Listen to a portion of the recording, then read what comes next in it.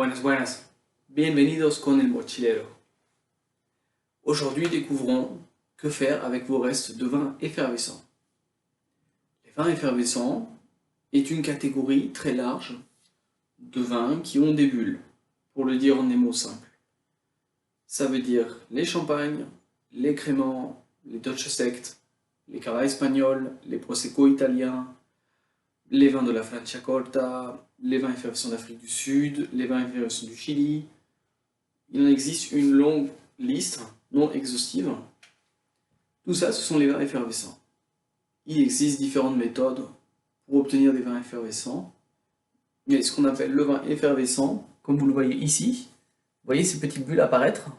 Ça, c'est ce qu'on appelle le perlage. Le perlage est ce qui vous permet de décrire la qualité du vin et de parler de son effervescence. On pourrait en réalité parler de perlage également pour des eaux pétillantes, mais dans le langage courant, en langue française, on utilise le perlage uniquement pour les vins effervescents. Venons-en à notre sujet. Lorsque vous ouvrez un vin effervescent, pour une occasion spéciale, que ce soit un événement sportif ou un événement familial, vous rencontrez cette situation. Vous avez également des vins effervescents qui utilisent un bouchon classique à vis, que vous refermez comme un bouchon sur une bouteille de soda ou sur une bouteille d'eau. Dans ce cas, vous ne rencontrez pas vraiment ce problème. Mais lorsque vous avez un type de bouchon comme celui-ci, qui est un type de goulot traditionnel pour les effervescents, ici l'exemple est avec un cava, qui est fait selon méthode traditionnelle. Ça veut dire que lorsque vous aurez remarqué que lorsque vous ouvrez cette boisson, vous avez un bouchon qui est à l'intérieur avec un muselet qui retient le bouchon. Ce qui veut dire que si vous souhaitez garder ce vin dans votre frigo plus d'une journée, n'utilisez surtout pas un bouchon comme ça. La méthode traditionnelle, ou les méthodes qui permettent de faire des effervescents, font qu'il y a de la pression à l'intérieur de la bouteille.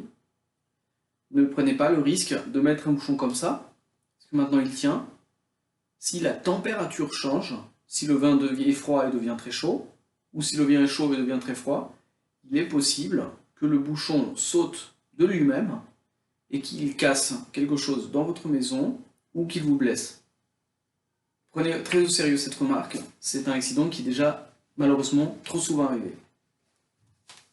Il existe dans le commerce des bouchons très spécifiques qui sont formés sur le logique du bouchon avec un muselet qui vous permet de garantir une fraîcheur sur vos effervescents. Ça va vous permettre de garder un vin effervescent dans la règle 2 jusqu'à 3 jours.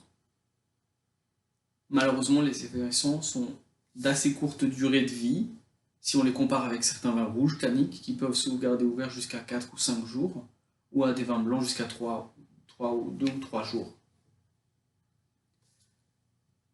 Vous avez dépassé ce délai, votre vin n'est plus effervescent, pas de panique, il y a toujours une solution. Le vin effervescent, blanc en l'occurrence, est un vin blanc auquel on a ajouté des bulles. Imaginez que vous laissez ce vin dans votre verre et que vous l'oubliez sur la table. Au bout d'un moment, les bulles vont se dissoudre et il va tout simplement redevenir un vin blanc acide. Il revient à son stade actuel. Et si vous le laissez plus vieillir encore, il deviendra tout simplement du vinaigre. Si vous achetez un effervescent de qualité, c'est très cher pour faire du vinaigre, mais néanmoins, ne le jetez pas. Un vinaigre peut vous servir pour de nombreuses utilisations. Pour faire une bonne vinaigrette, pour faire certaines cuissons. Et si votre vin blanc, vous n'êtes pas trop satisfait avec le goût du vin blanc, que vous trouvez qu'il est très acide, qui n'est pas très intéressant, je vous conseille de réaliser une sauce française très classique, que l'on appelle la sauce beurre blanc. La sauce beurre blanc se compose d'un quart de vinaigre de vin blanc et de 3/4 de vin blanc. On porte à ébullition ce mélange avec des échalotes ciselées et on va monter cette sauce au beurre. C'est une recette qui est idéale pour accompagner des poissons à chair blanche comme la lotte, le cabillaud, le flétan, On peut aussi l'accompagner avec du saumon.